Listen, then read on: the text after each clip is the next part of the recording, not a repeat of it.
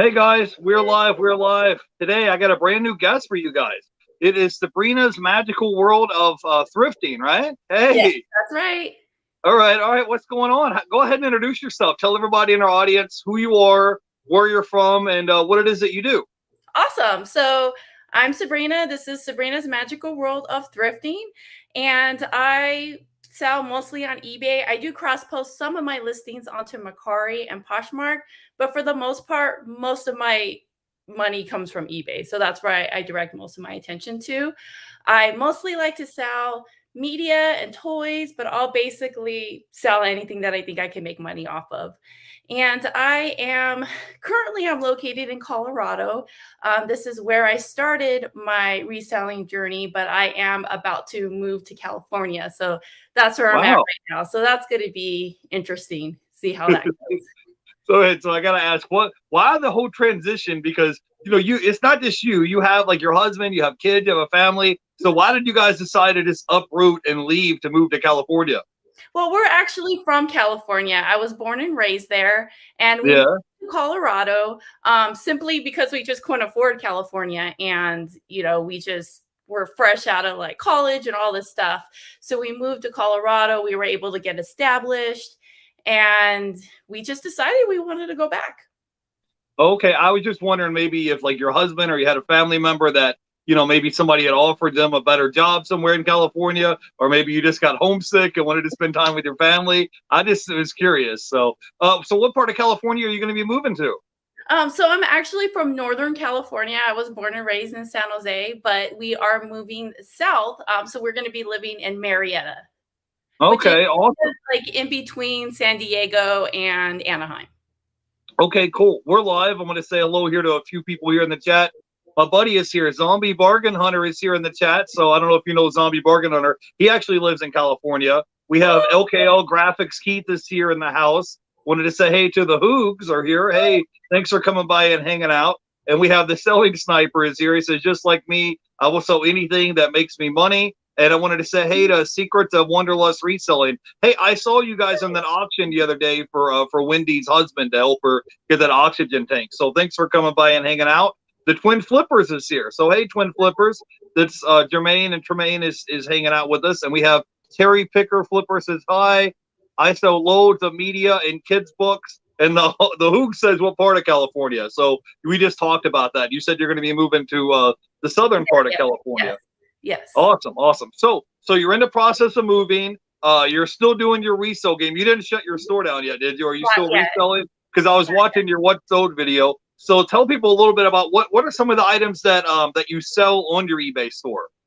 So I love selling Barbies. I think that's my favorite thing. Like I love selling vintage Barbies, mostly the ones from the 90s because that's what I grew up with. So I know it the best. And there's just a huge market for it that I never even realized until I started doing it. So I love selling Barbies. I love selling DVDs. Those to me are like the easiest things to sell, and they sell the quickest. Just media in general, I just love it. I actually started selling clothes to begin with, and then I just decided that I hated selling clothes. But I will still do it. I have like 5 big garbage bags full of clothes to take with me to California that I need to list. That's my death pile is clothes because I just hate listing them.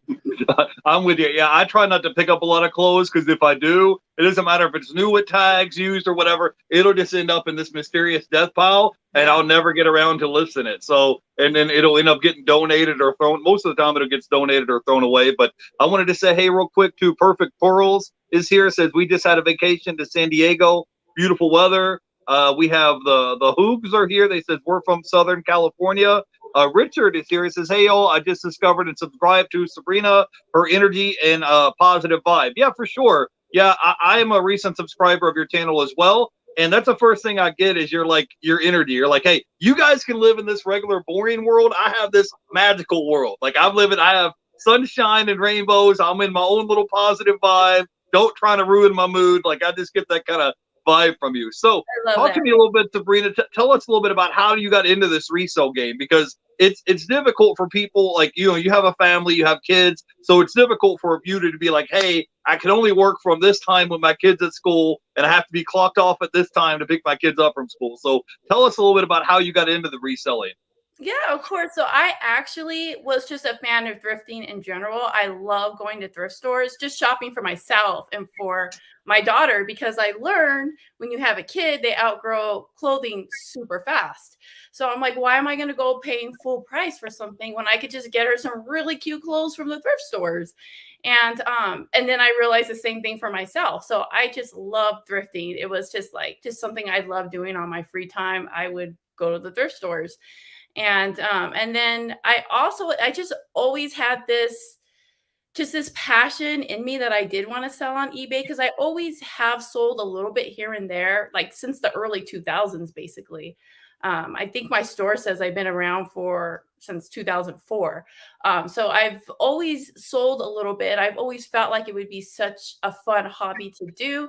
And I didn't start getting serious about selling on eBay until I was like, well, I really have this Disney addiction where I like going to the parks, and I can't like justify spending all that money all the time. So I'm like, you know what? I'm gonna like do this reselling thing and see how it goes and see if I can pay for some Disney vacations. And Right. it totally did. It paid for my vacations. And I was like, this is something. So it's just I Yeah. love doing it. It's so much fun. Right. So you're a full-time reseller right now?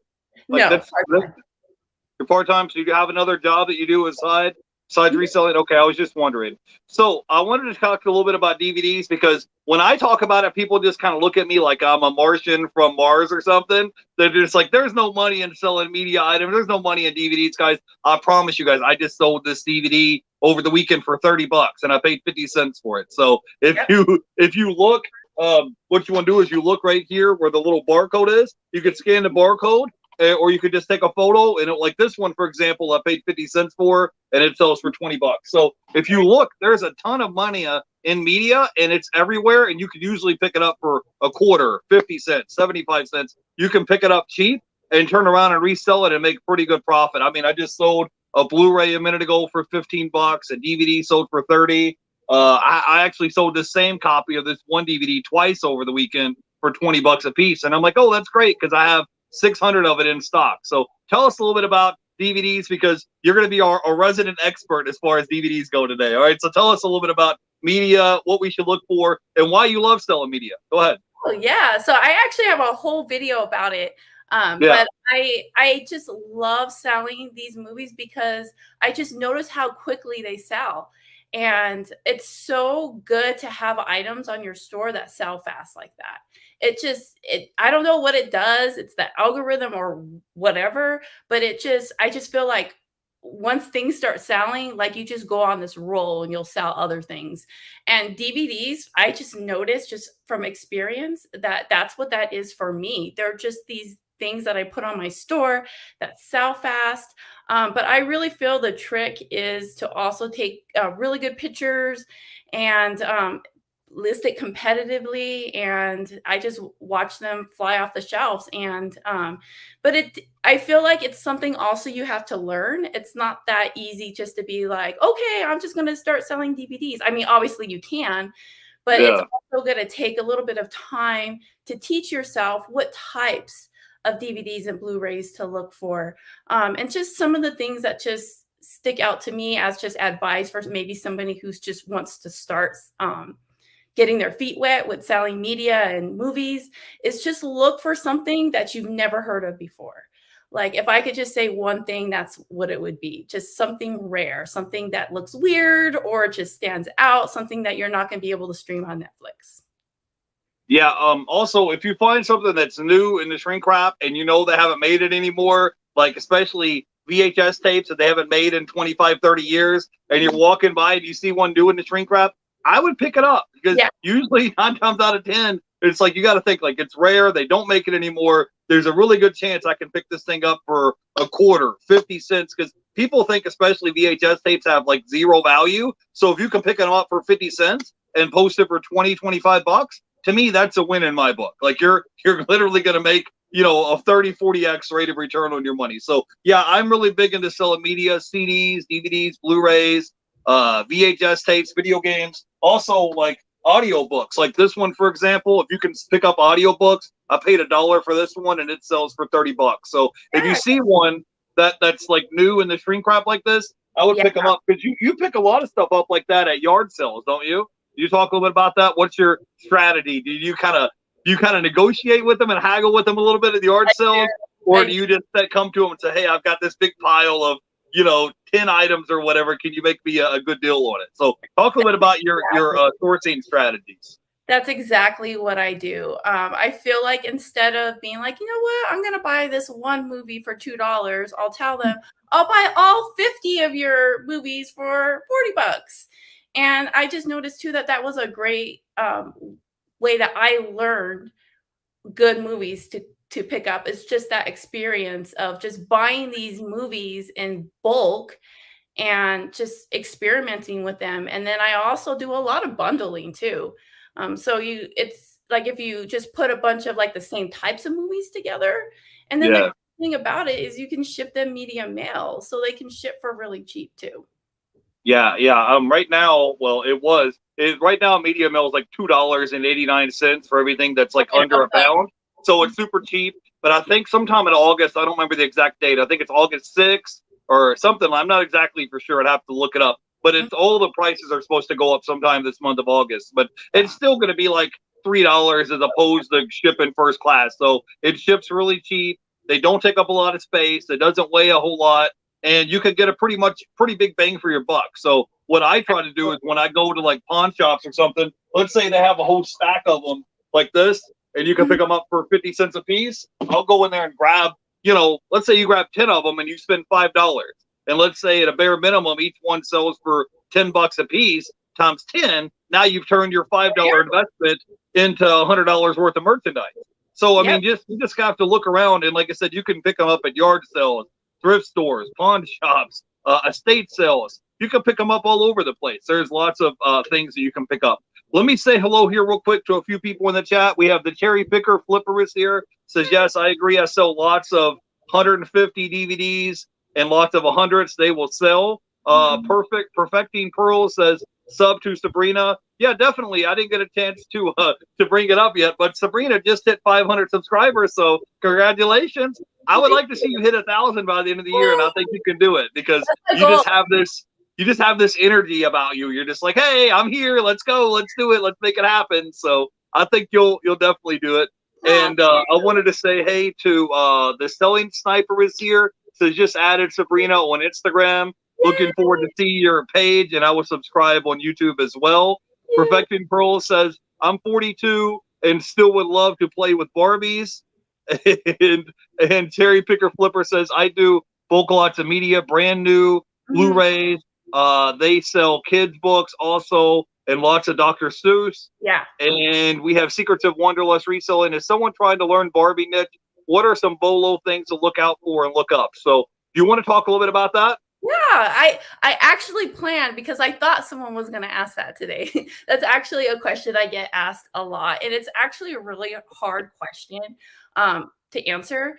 But I think that the best way I would answer it is just quickly Google like what the different Barbies look like from different generations, because the new Barbies don't really go for very much. Of course, there's always exceptions, but for the most part, the more modern Barbies just don't have that value yet. So I like to buy Barbies from the early 2000s or older. And the best way is just to know what they look like. So I would just quickly educate yourself. There's so many resources out there online that you could just, because they're all their faces, you could just tell by the way their face looks, like what generation they're from, and pick up the older ones. And then also the dolls that are of color. Those are the dolls that they didn't make as many of. So those ones have lots of value. So if you find like the Teresa doll or something like that, those ones do hold a bigger value. Ken doll does pretty decent too. I definitely would make sure that she's wearing clothing, a lot of like if you come across some dolls that are nude and you don't really know too much, you can't tell if they're older or newer, I probably wouldn't waste my time on them and just leave them behind, because a lot of times, even if the doll itself isn't worth as much, her clothes might be. So if she doesn't have her clothes, then it's probably not worth very much. And then also, if the knees don't bend, so it's more of that like harder plastic kind of doll. Those ones were like the cheap value ones, so I never picked those up. Okay, awesome. So, I wanted to talk to you a little bit about some of the other items that you sell. You sell stuffed animals as well, and then you also sell like anime stuff. Like I saw you sold some like WWE stuff. You sell a lot of anime stuff. You sold that Dragon Ball Z DVD, and I had just picked one of those up at the pawn shop the other day. I think it was like 50 cents or $1, and it's like a box set of like the seasons of Dragon Ball Z. So if you guys see stuff like that, like Dragon Ball Z or The Simpsons or something like that, you can pick those up pretty cheap and inexpensively and turn around and resell them and make a pretty good profit. So you want to talk a little bit about that? Your stuffed animals, your anime. What are some other items that really stand out to you that you look for at yard sales and thrift stores? So I'm just really big on pop culture in general. I love pop culture. I'm really into like all the cool things, all the dorky things I like. So I like to sell things that I like. So like for example, with that Dragon Ball box set that I just sold, it only sold for like 13 bucks. I picked it up at a yard sale for like 50 cents too, just like you. And it sold really fast. But to me, it was fun because even though like I'm not going to keep that set because I have a different set, it was still fun to buy it and have it for a little bit because I'm just a fan. So I just like selling things that I'm a fan of, and then it just makes it more fun that way. So I always look for really cool like pop culture type things. I really like things that are like band stuff, like band merchandise, just anything pop culture. I actually, when I graduated from high school, I worked at Hot Topic for like 10 years. Oh yeah. So I learned so much working there just about like pop culture and stuff. That was a really big part of my life during that time. So I feel like I've kind of carried that on into like my adulthood. Right, right. Well, it's also easier to list items that you're interested in. Like if you love shoes, you can list shoes. If you love video games, you can list video games. You know, if that you like fashion and you're into clothing and all that, you can list clothing if that's something that's you're already interested in. But if it's something that you have no interest in, then it's almost like a pain in the butt. Like it almost feels like a chore for you to have to go down and list 50 of an item that you just don't like, you know. So let me say here hello real quick to the Philly Flipper is here. He says, just subscribe to Sabrina.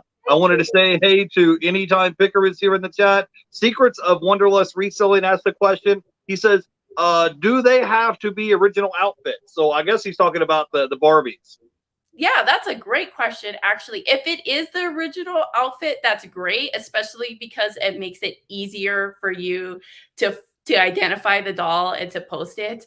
But there have been times where I bought dolls that had a different outfit on, but what I ended up doing was I took off the outfit. I put like a generic outfit on that doll. So not that outfit that went with it, I just order them on Amazon, like these cheap little generic dresses, just because I like to sell them covered up. so, so what I did was I put this one on her and I just put in the title that she's redressed. So she's not in her original outfit, and I sell her that way. And then I make a separate listing for that outfit. And then I'll identify in the title what doll that outfit came from. But the key is to know the name of the doll that the outfit belongs to. Right. And sometimes the outfit itself might be worth just as much money, if not more, than the Barbie doll itself, right? Mm-hmm. Okay. Now, I kind of wanted to transition a little bit and ask you about your YouTube channel, because you have a YouTube channel. How long have you been on YouTube? Tell people about what videos you produce. You do like sourcing videos. I know you just posted a What Sold video. So tell us a little bit about your YouTube channel. How long have you been on YouTube, and what type of content do you produce? Yeah, so I think I started it last summer. But when I first started, it was just kind of like I would post once every couple of weeks. It was just like a fun little hobby just because I was bored with COVID and wanted some sort of activity to like express myself. So I made the YouTube channel, and Yeah. I had fun with it. And then I started getting more serious with it, maybe around fall of 2020. I started getting a little bit more serious. I started posting more videos, and I will pretty much like just pretty much post whatever inspires me or whatever I come up with. I like to do a lot of hauls and what sold, but sometimes I'll just get an idea for something random, and I'll make it, just like the one with the DVDs. It's just like, I actually feel like I'm good at selling them. I'm not Right. good at selling a lot of things. There's just certain things I'm good at selling, and I feel like Yeah. DVD is one of them. So I feel like I want to help teach other people how to sell them too. And it was just something that just popped in my mind. I should do that. Like I should show people Yeah. how I do it. I should just share my knowledge. So it's just pretty much whatever I feel like, basically.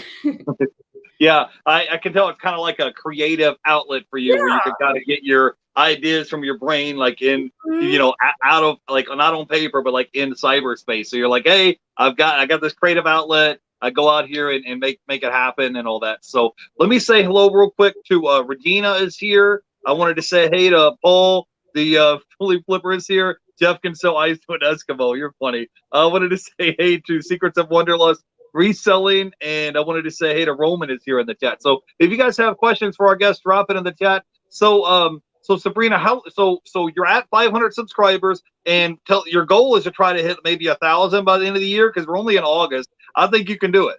Yay, thank you.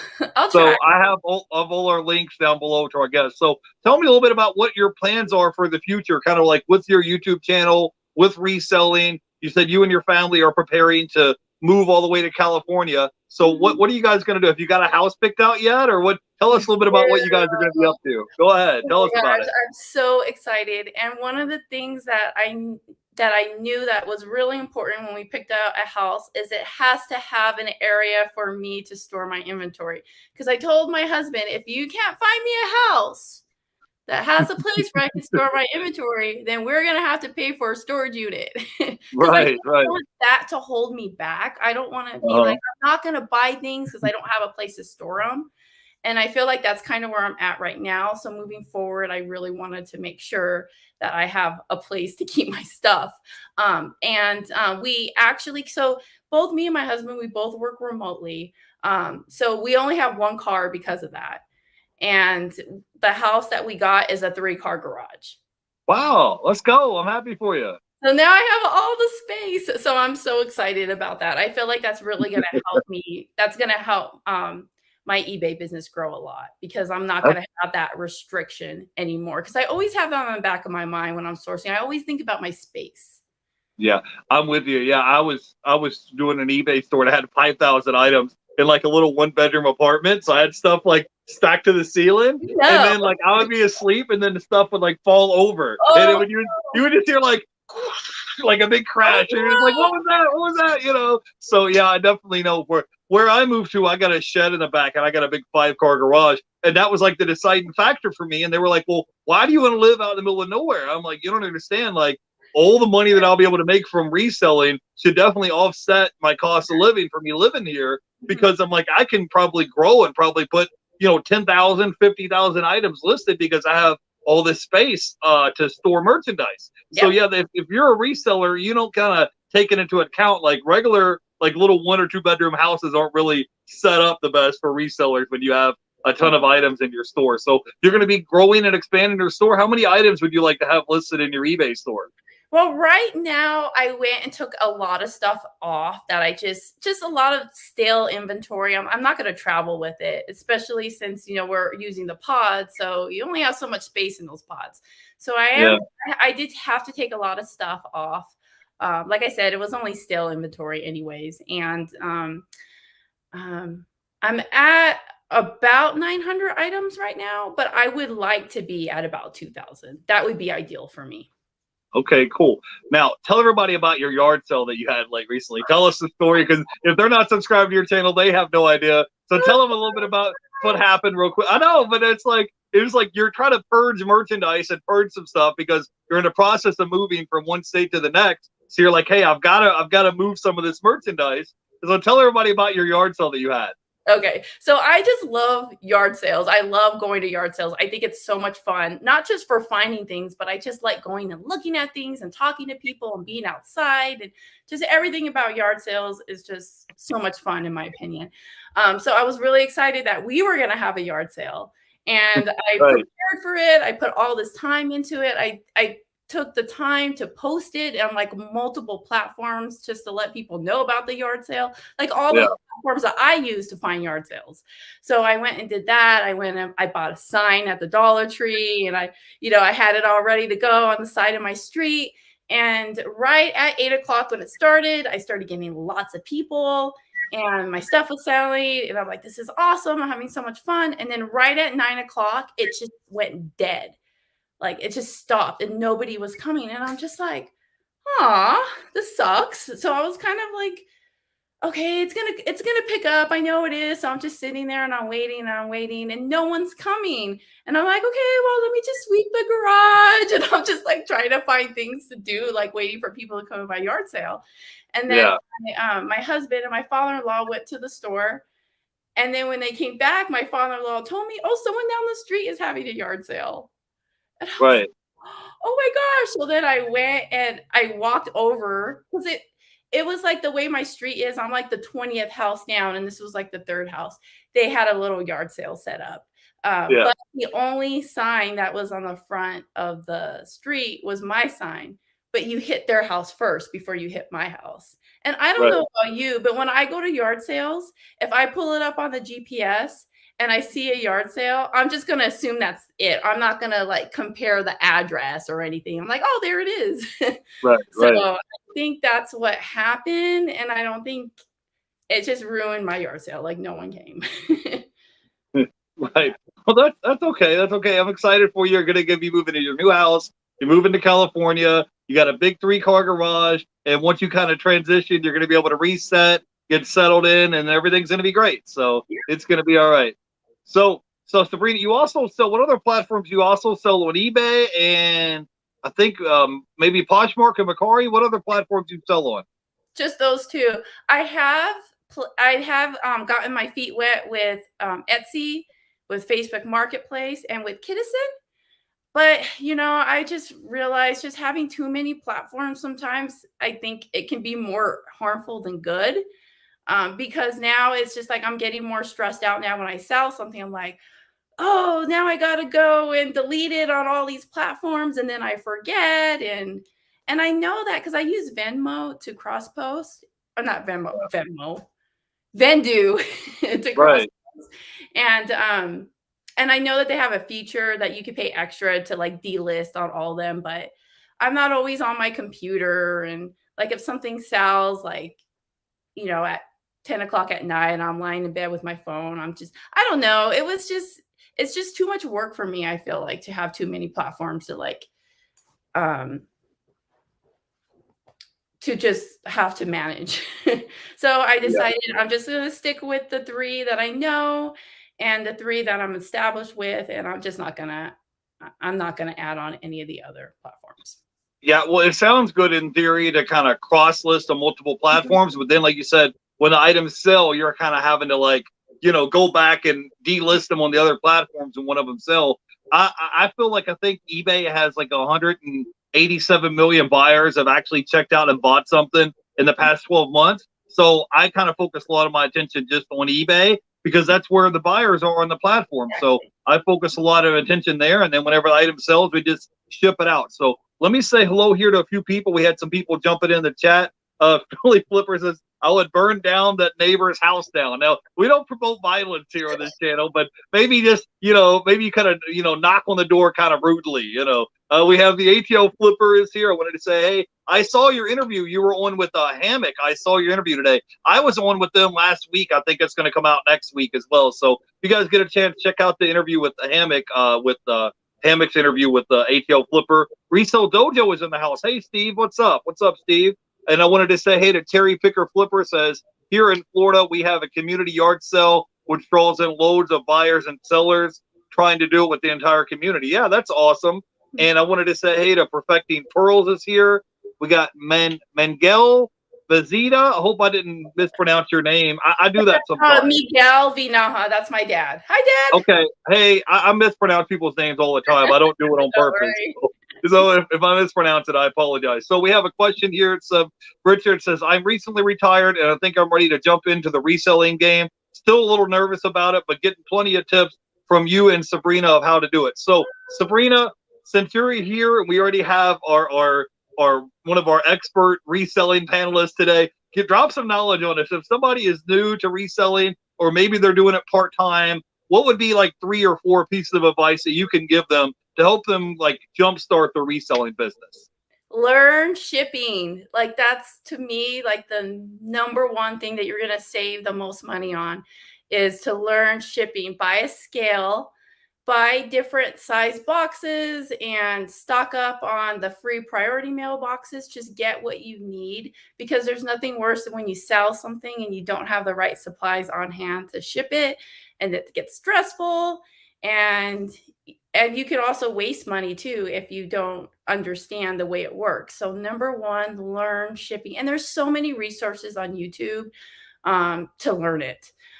Take notes on it, learn shipping. Next thing I would say is to don't be afraid to make mistakes. If you're not sure if something's going to sell, try it anyways. Try different things.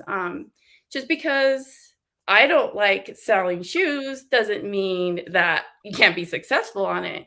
And just be careful whose advice you take, and just go out there, try new things, try posting on the different platforms, see which ones work for you. And that's just the best way that you're going to learn, is just by trying things. Try free returns, try no returns, just see what works. Yeah, I would look around your house and see if you have stuff laying around the house, the stuff that you don't need anymore.